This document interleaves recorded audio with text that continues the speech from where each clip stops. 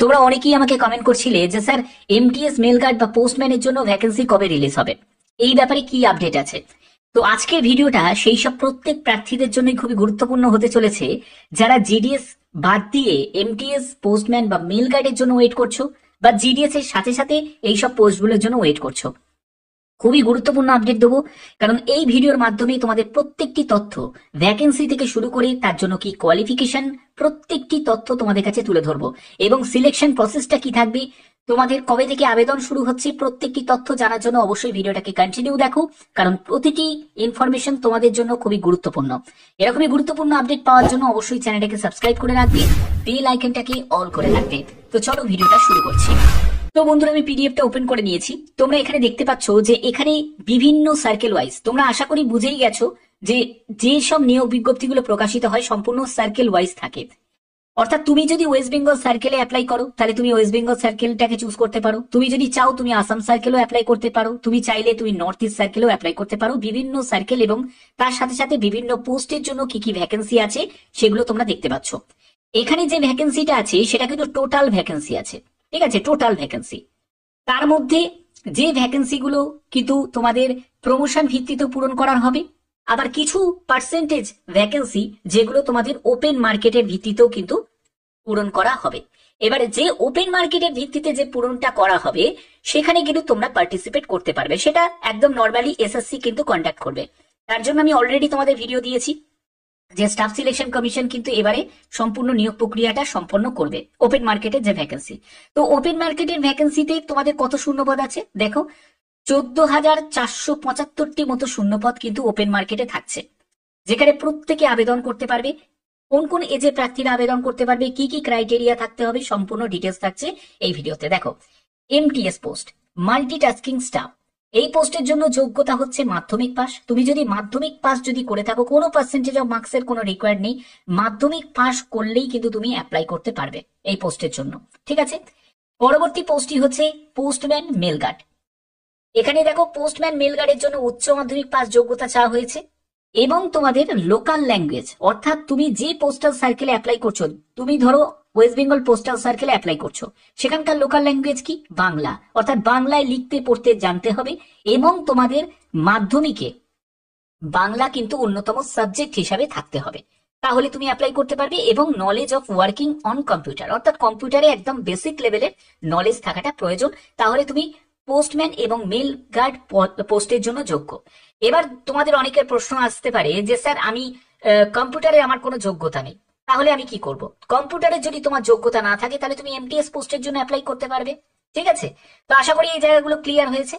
আচ্ছা, এর পরবর্তী দেখো তোমাদের এখানে এজ লিমিট কি প্রয়োজন। তুমি যদি পোস্টম্যানের জন্য আবেদন করো, এখানে তোমাদের এজ হচ্ছে 18 থেকে 27 বছর। এই যে এজটি, এটি জেনারেল প্রার্থীদের এজের কথা বলা হচ্ছে। মেল গার্ডের জন্য 18 থেকে 27 বছর। এখানে কিন্তু এসসি এসটি যারা ক্যান্ডিডেট থাকবে তাদের ক্ষেত্রে বয়স হয়ে যাবে 18 থেকে 32 বছর, আর ওবিসি যারা ক্যান্ডিডেট আছে তাদের ক্ষেত্রে বয়স হয়ে যাবে 18 থেকে 30 বছর। এমটিএস পোস্টের জন্য 18 থেকে 25 বছর হচ্ছে তোমাদের এজ লিমিট থাকবে। তোমরা দেখতেই পাচ্ছ এখানে 5 বছর 3 বছর কিন্তু রিল্যাক্সেশন আছে। অবশ্যই আবেদন করার আগে তোমাদের কিন্তু সেন্ট্রাল সার্টিফিকেট কিন্তু বানিয়ে রাখতে হবে, কারণ পোস্ট অফিসে অ্যাপ্লাই করতে গেলে কিন্তু তোমাদের কাস্ট সার্টিফিকেট অবশ্যই তোমাদের প্রয়োজন এবং সেটা কিন্তু সেন্ট্রাল ফরম্যাট সার্টিফিকেট লাগবে। ওকে, আচ্ছা, এর পরবর্তী কি আছে, এর পরবর্তী হচ্ছে তোমাদের বেতন কত টাকা পাবে।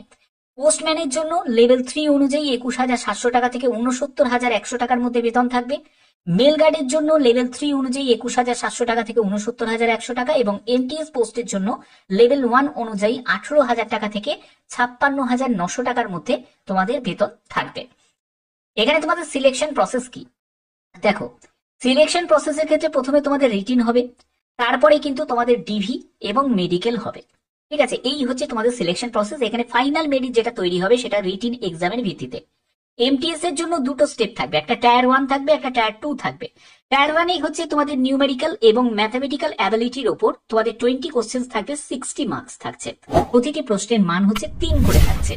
Reasoning ability and problem solving এর উপর 20 কোশ্চেন থাকছে, 60 মার্কস। 40 কোশ্চেন তোমাদের 120 মার্কসের পরীক্ষা হচ্ছে, 45 মিনিটস তোমরা সময় পাবে। এরপরে তোমরা টায়ার 2 তে চলে যাবে, যেখানে জেনারেল অ্যাওয়ারনেস 25 কোশ্চেন 75 মার্কস, এবং ইংলিশ ল্যাঙ্গুয়েজ অ্যান্ড কম্প্রিহেনশনের উপর তোমাদের 25 কোশ্চেন 75 মার্কসের পরীক্ষা হচ্ছে। 50 কোশ্চেন 150 মার্কসের পরীক্ষা হবে। 45 মিনিটস তোমরা সময় পাবে। এর পরবর্তী হচ্ছে মেল গার্ড আর পোস্টম্যান। এই পোস্টগুলোর ক্ষেত্রে দেখো তোমাদের যে জেনারেল ইন্টেলিজেন্স অ্যান্ড রিজনিং এর উপর তোমাদের 25 কোশ্চেন 50 মার্কস থাকছে। জেনারেল অ্যাওয়ারনেস এর উপর 25 কোশ্চেন 50 মার্কস থাকছে। কোয়ান্টিটিভ অ্যাপটিটিউড এর উপর 25 কোশ্চেন 50 মার্কস থাকছে। ইংলিশ কম্প্রিহেনশন এর উপর 25 কোশ্চেন 50 মার্কস থাকছে। অর্থাৎ 100 কোশ্চেন 200 মার্কসের তোমাদের পরীক্ষা হচ্ছে, যেখানে তোমরা দেখতে পাচ্ছ এক্সাম ডিউরেশন হচ্ছে 60 মিনিটস।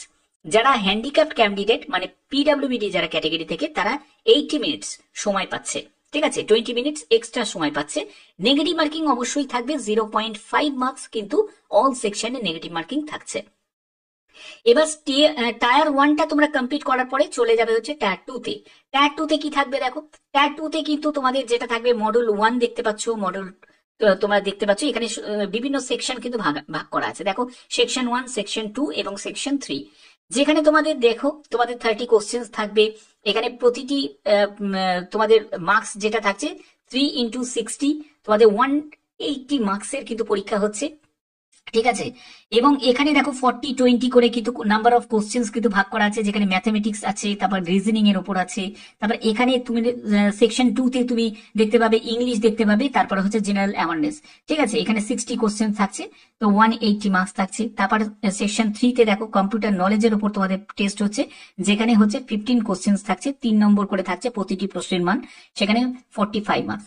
অর্থাৎ এই যে ব্যাপারগুলো তোমাদের দেখানো হলো, যেহেতু তোমাদের এসএসসি এবারে কিন্তু কন্ডাক্ট করবে, তো ম্যাক্সিমাম চান্স আছে যে পোস্টম্যান, মেল গার্ড বা এমটিএস এর জন্য এসএসসি নিজের প্যাটার্নে কিন্তু পরীক্ষাটা নেবে।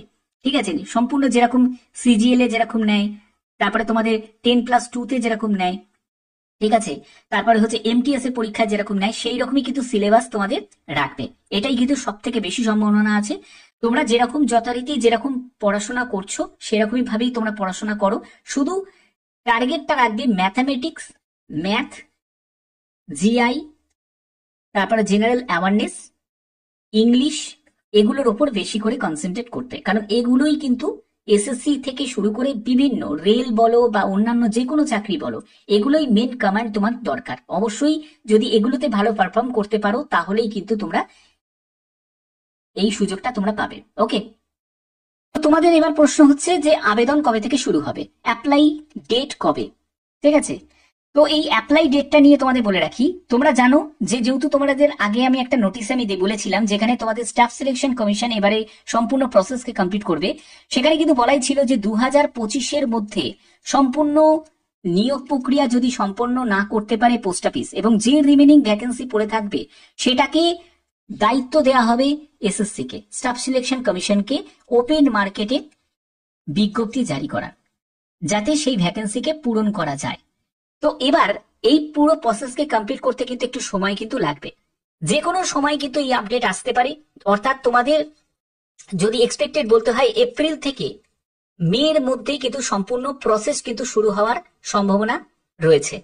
এছাড়া যাবতীয় যখনই কোনো আপডেট আসবে তখনই তোমাদের কাছে জানিয়ে দেবো। এরকমই গুরুত্বপূর্ণ আপডেট সবার আগে পাওয়ার জন্য অবশ্যই চ্যানেলটাকে সাবস্ক্রাইব করে রাখবে, বেল আইকনটাকে অল করে রাখবে। এখনের মধ্যে এটুকুই, টাটা।